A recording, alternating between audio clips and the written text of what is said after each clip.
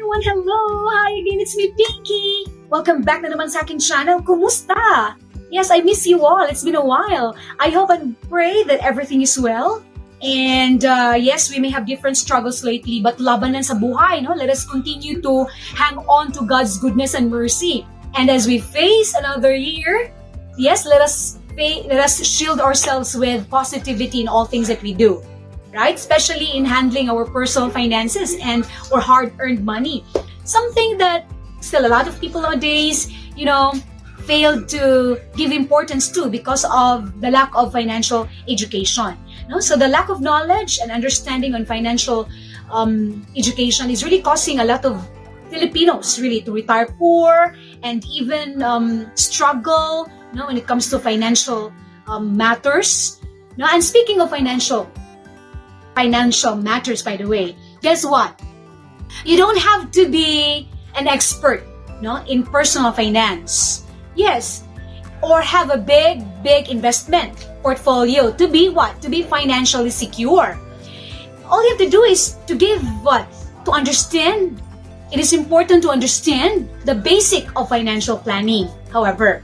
And so today, allow me to share these 7 habits of the financially savvy, and you'll become smarter with every peso that you have. But of course, before we'll start, the tips that I'll be sharing are based on my personal and learning experiences, and I hope that you will also be learning from these tips that I'm going to share with you. And so without further chit chat, let's get started.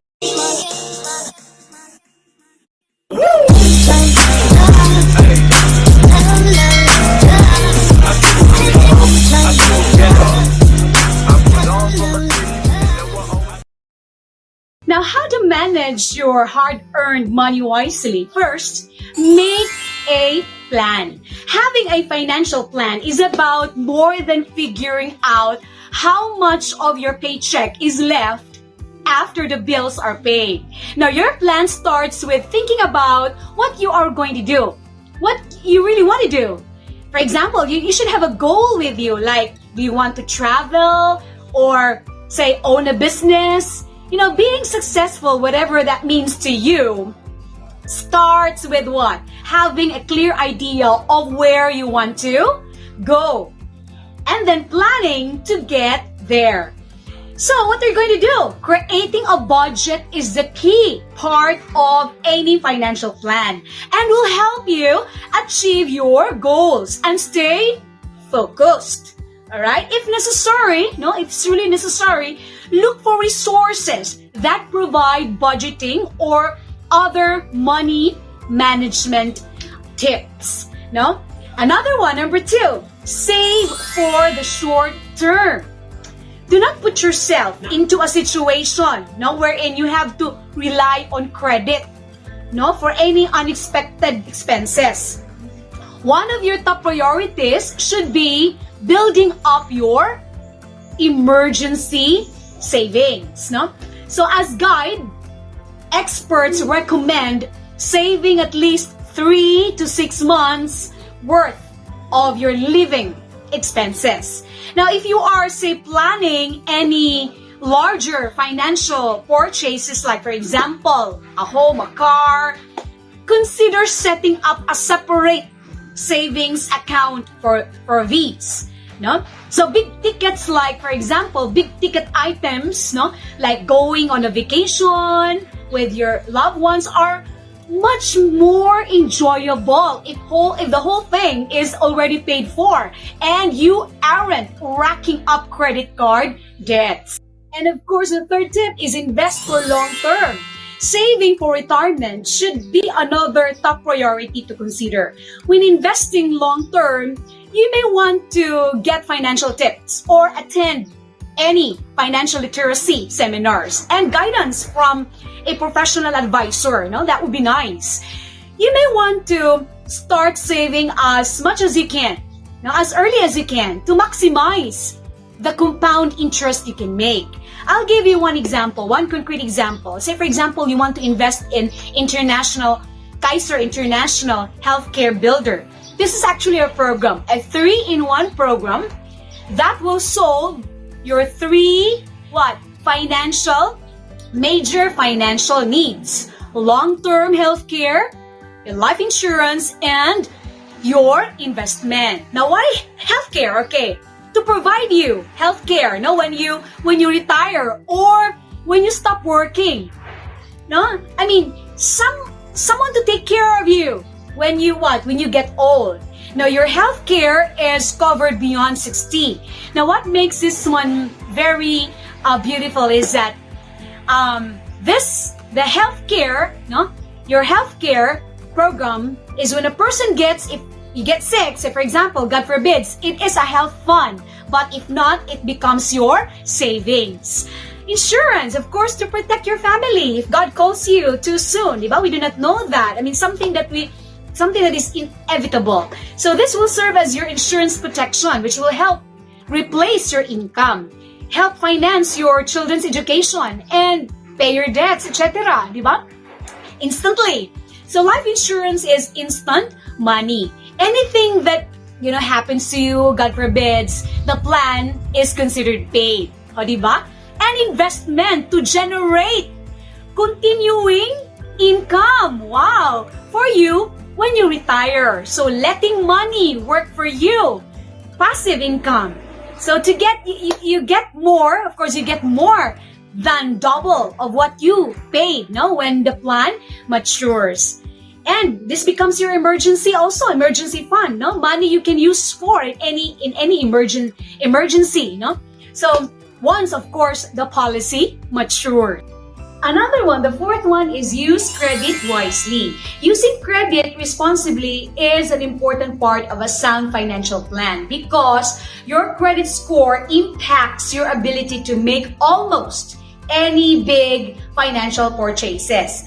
Another one, be sure also to pay your bills on time, every time, and try to keep your balance well below the limit of your card. Pay attention to the ratio of how much debt you currently have to how much you can borrow. Now, this number should stay below 30% of it, no? Or it can really impact your credit negatively, your credit score. Now, another one, the fifth one, is invest in mutual fund. Yes, I don't know if you've come across with market, bonds, and stocks. Now, for the information of everybody, we do have various mutual fund companies to choose from. Like, for example, here in the Philippines, we have Equity Fund, we do have Soldivo, Strategic Growth, and many others. Many other best mutual fund investment for you. Now, when we talk about mutual fund investment, there are actually two types of mutual fund investment. We have this direct investment or indirect investment. Now, what is direct investment? This is a kind of investment wherein you yourself will be the one to manage your own account. You see, this requires time, since you really need to check all the time the trends of the prices of the companies, no? So you need to You need to be knowledgeable on how to go about this and how to do this. While the indirect investment, on the other hand, no, there is this professional fund manager. No, sila ang gumagawa and nag-aasikaso ng lahat. Sila din ang nagde-decide saan ang pinaka-the best na industry ilagay ang pera mo so that it will grow. For the indirect investment sa mga baguhan, ibig sabihin, meron nang mag-manage ng money ninyo, no? And hindi ka na, no need na mag-monitor every day. Especially if you are If you are a very busy person like me at walang oras sa pag-monitor ng iyong money, no? So, if you want to know more about this, of course, I'm encouraging you to join Financial Literacy Seminar. Okay, you can message me anytime. I can help you with that. Now, what makes this more encouraging is that, like, for example, in Soldivo, Strategic Growth, no, which is actually managed by Ramper Financials, no? pwede kang mag-start. You can really start or pwede kang magsimula sa halagang 1,000 pesos lang. And after that, you know what? You can top up for as low as 20 pesos. Imagine that. Depende sa'yo, no? The more, the better. And since this is a liquid investment, meaning this means that you can get your cash easily, no? If you need this. Of course, you need to have gold. No? Don't just get it anytime. You need to have gold. So, no more tax and additional charges.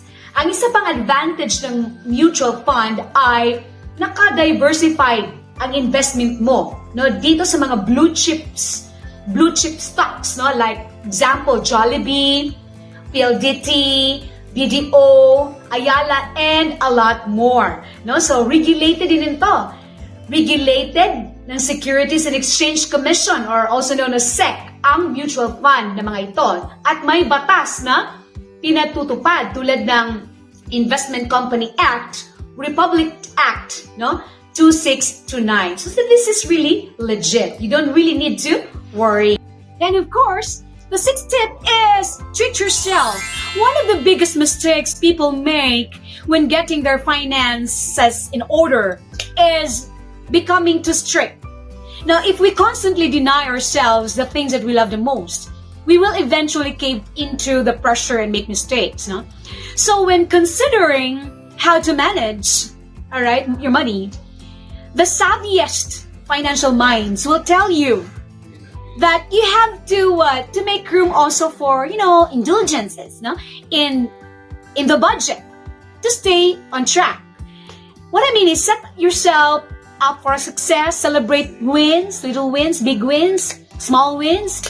Add in a date with your loved ones or a vacation with your family here and there. So in other words, reward yourself when you hit a savings goal.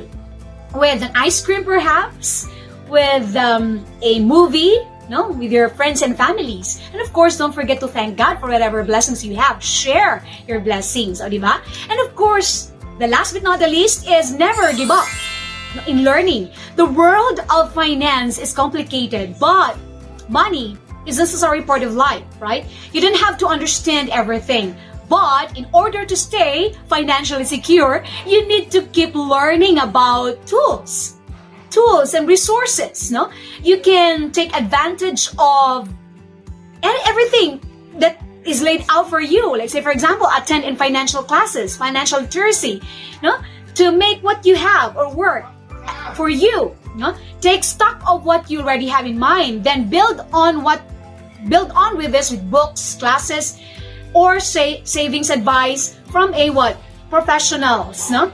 So before you know, you'll be sharing your expertise on how to manage your money effectively with friends and families. And that's it, mga ka-vlogs. I hope you find our topic today helpful to you. And I will be happy if you give me a thumbs up or message me if you can. Or share this video to others, no? And of course, if you're new to my channel, yes, you can still subscribe, no? Do not forget to hit that subscribe button and the notification bell for more of my upcoming videos. Once again, this is Pinky, your host, saying this quote from Thomas Jefferson. No? Never spend your money before you have it. Thank you so much. God bless us all. Bye-bye.